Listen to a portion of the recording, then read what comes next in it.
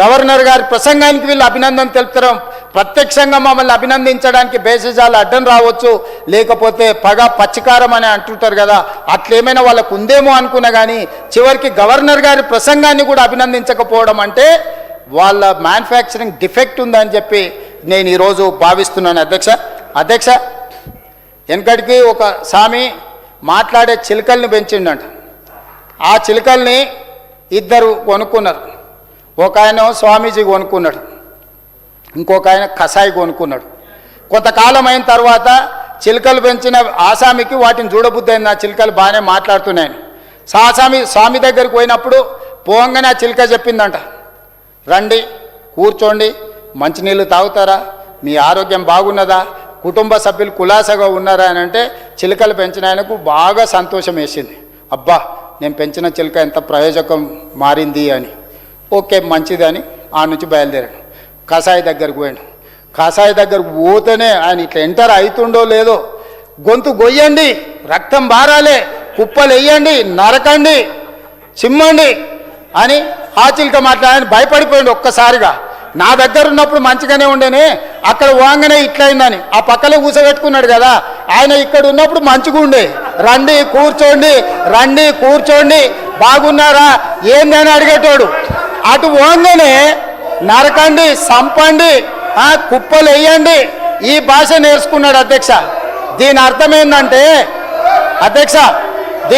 ఏంటంటే ఫామ్ హౌస్లో దొరికింది కదా అధ్యక్ష ఒక ఆయన. దీని అర్థం ఏంటంటే యజమానిని బట్టి చిలుకలు ఉంటాయని.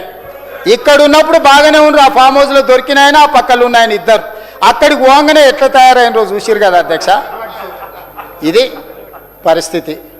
కాబట్టి దయచేసి ఈ వాస్తవ పరిస్థితులను అర్థం చేసుకొని వ్యవహరిస్తే బాగుంటుంది.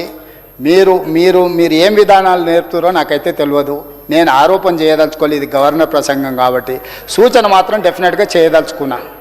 సరే పెద్ద మనిషి విశ్రాంతి తీసుకుంటున్నాడు, మీ చేతికి అప్ప చెప్తే చింపిన ఇస్తరాకులాగా చేస్తే ఎట్లా స్వామి, ఇది మంచిది కాదు. ఇది ఇంకా వేరే వాళ్ళకు మొత్తం పార్టీ మా రాష్ట్రం మీ చేతుల్లో, రాష్ట్రం మా చేతులు ఉంది, పార్టీని చింపిన ఇస్తరాకు చేస్తున్నారు, దాన్ని అట్లా చేయకరు అని సూచన చేస్తున్నా. ఆ లెక్కలు మళ్ళీ ఆర్థిక మంత్రి వస్తాడు చెప్తా, మొత్తం రెవెన్యూ సంగతి కూడా నేను చెప్తా.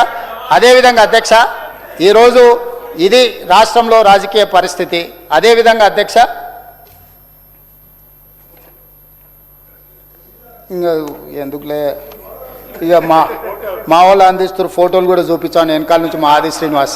ఇక అందరు చూసిందే కదా సార్, ఇక ఏమున్నది.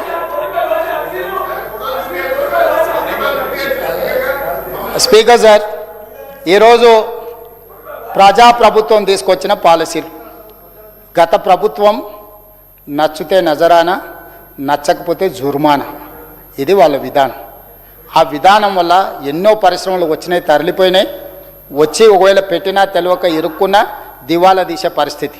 అందుకోసమే ఈరోజు మా ప్రభుత్వం వచ్చిన తర్వాత ఏ పాలసీ లేని తెలంగాణకు తెలంగాణ రాష్ట్ర స్థాయిలో తెలంగాణ రైజింగ్ 2047 ఒక పాలసీని తీసుకొచ్చినాం బ్రాడర్గా. దాంట్లో మిగతా ఏ సెక్షన్కి ఆ సెక్షన్కి ఒక సపరేట్ పాలసీలు తీసుకొచ్చినాం అధ్యక్ష. ఇందిరా మహిళా శక్తి పాలసీ తీసుకొచ్చిన మొట్టమొదట ప్రాధాన్యత కింద మహిళలకు. ఈరోజు ఇందిరా మహిళా శక్తి విధానం ద్వారా మహిళా స్వయం సహాయక బృందాలకు, ఎస్హెచ్ గ్రూపులకు ఆర్థిక, సాంకేతిక, మార్కెటింగ్ మద్దతు అందిస్తున్నాం. ఇప్పటికే 50,000 కోట్ల రూపాయల రుణాలను వాళ్ళకు అందించడం జరిగింది. ఈ రుణాలు బ్యాంకు లింకేజ్ అందించడం జరిగింది. ఈ రుణాలు సక్రమంగా చెల్లించిన వాళ్ళ వడ్డీని రాష్ట్ర ప్రభుత్వం చెల్లిస్తుంది. ఇప్పటి వరకు నాకు తెలిసి మా సీతక్క పూర్తి వివరాలు చెప్తారు, 1300 కోట్ల రూపాయలు సున్నా వడ్డీ కింద రాష్ట్ర ప్రభుత్వం వాళ్ళ తరఫున బ్యాంకులకు చెల్లించడం జరిగింది. 27 నెలల్లో ఫిబ్రవరి వరకు 57,000 కోట్ల రూపాయల బ్యాంకు లింకేజ్ ఇప్పించి ఈరోజు ఆడపిల్లలను ఆర్థికంగా నిలబెట్టిన అధ్యక్ష. 5 ఏళ్లలో 1,00,000 కోట్లని మేము లక్ష్యం పెట్టుకున్నాం. ఈరోజు ఈ స్పీడ్ చూస్తుంటే 1,30,000, 1,40,000 కోట్లకు చేరుకునే పరిస్థితి ఈరోజు కనిపిస్తుంది. ఆడబిడ్డలని ఎంపవర్ చేయడానికి ఇందిరా మహిళా శక్తి పాలసీ తీసుకొచ్చినాం అధ్యక్ష. అదేవిధంగా అధ్యక్ష టూరిజం పాలసీ, మన దగ్గర పర్యాటక రావడానికి కానీ పెట్టుబడులు పెట్టడానికి కానీ అంతర్జాతీయ స్థాయి కట్టడాలు ఉన్న, మన దగ్గర వారసత్వ కట్టడాలు ఉన్న, ప్రకృతి సంపద ఉన్న టైగర్ రిజర్వ్ ఫారెస్ట్ ఉన్నా, లేకపోతే మీకు అద్భుతమైన మందిరాలు ఉన్నా, సమ్మక్క సారలమ్మ ఉన్నా, మనకు టూరిజం పాలసీ లేదు అధ్యక్ష. అందుకే పర్యాటకులను పెట్టుబడులను ఆకర్షించడానికి అత్యాధునిక మౌలిక సదుపాయాలు, ప్రపంచ స్థాయి సేవల ద్వారా ఆధ్యాత్మిక వారసత్వము, సంస్కృతి, సాహసం, వైద్యము మరియు ఆరోగ్య పర్యాటకను పెంపొందించడానికి ఈరోజు మేము పర్యాటక పాలసీ 25-2030 ఈరోజు పాలసీ తీసుకొచ్చినాం అధ్యక్ష.